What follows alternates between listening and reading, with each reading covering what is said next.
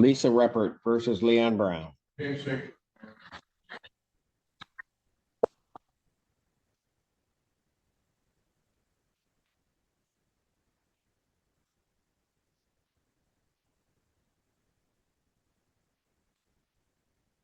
Your name again, sir? Leon Brown. All right. So did you do a lit? You need to take your hands out of your pockets. I got a bang. I'll just sit down.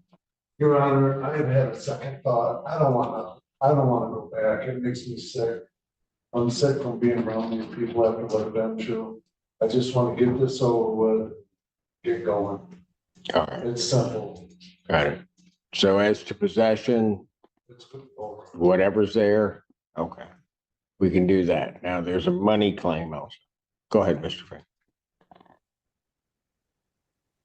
As long as the record is clear that Mr. Brown has surrendered possession of all the premises and has abandoned anything else that is there.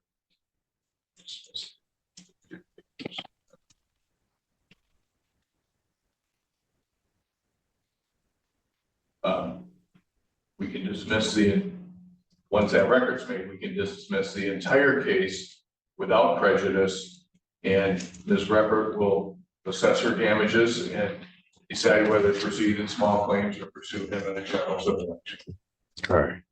You understand that, sir, or no? There was as much stuff there when I moved there that I had to clean up for 2 months. The gantry sheets, 5 truckloads in the basement, the beds, the couches, had to move her out, move me in.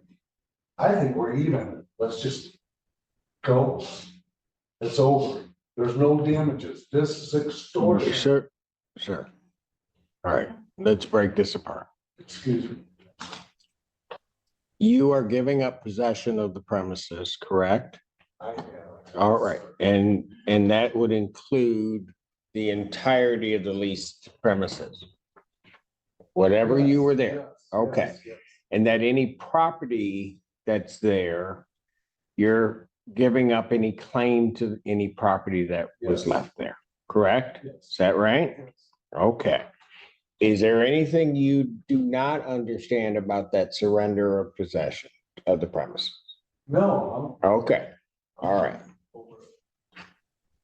Now, Mr. Fink has also indicated that they would dismiss without prejudice the entire claim. So there wouldn't be a money judgment going along with this at this time. After inspection of the premises, should the plaintiff choose to pursue in small claims court a claim against you for damages, she could do that. All right. You would have at that time the ability to raise those claims that you're raising now. So, for example, that you moved her in or that you had to do other things, whatever you think might offset any monetary claim. I would like to get it settled now because there's no damages either way. Okay, so, all right. I get that. But the problem is I don't know that that's going to be able to occur because I don't know that she's done an inspection of the premises. She's living. Hold it, sir. I'm sorry. Go ahead. Thanks, it's my court. I appreciate it. Have we settled the issue of possession? Yes. Even with Mrs. Brown not present, Well, yes, that's going to be a problem because well, if we have Mr. Brown sworn that and he asserts on the record under oath that they have surrendered possession and claim no right to possession.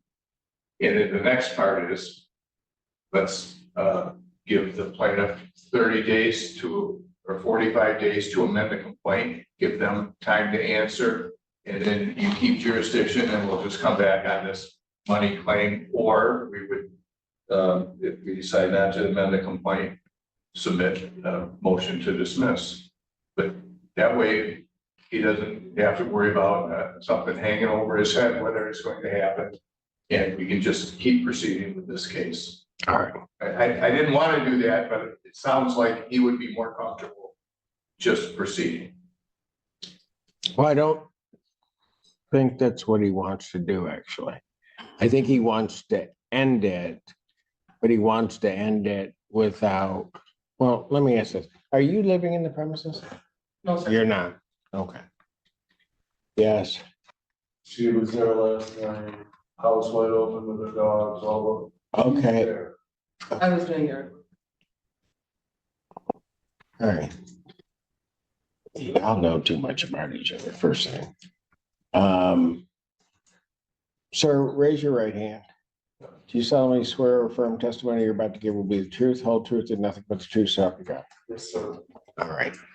The questions that I asked you regarding surrender of the premises, all of those answers are correct, Yes, and you surrendered the premises and are abandoning any property that's contained under the premises. Okay.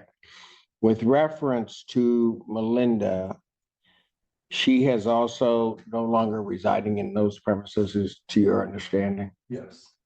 All right. And has given me permission to end the case. All right.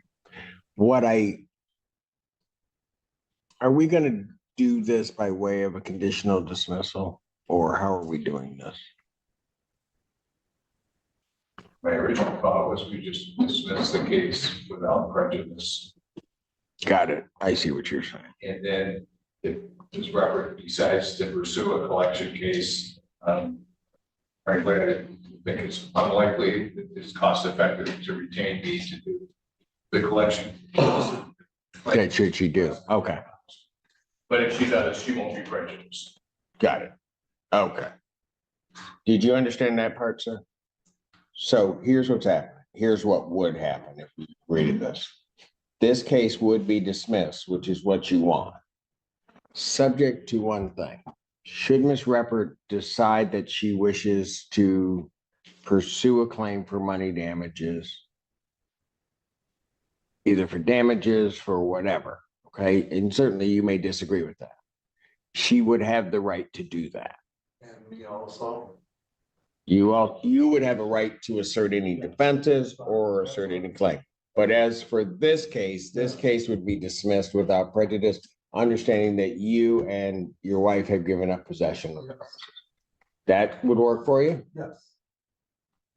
About to submit I think it's an MC-09 dismissal.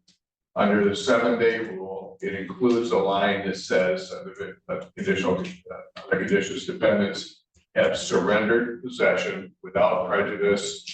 And I'll submit that to the court on the 7-day rule. I'll just need Mr. Brown's address for dismissal. All right. Would that work for you? We can use my post office box. Fine with me, Jeff. That's Because I fine. don't want these people knowing where. Okay, Sure. okay. PO box is good. You have it. You have his PO box? Okay, so she can get that to you. All right, very good. Thank you, folks. Case dismissed. You're welcome. Thank you. Thank you. That it for the Fink Show for today? That is, okay. Huh? Yeah, finally. 7 hours later.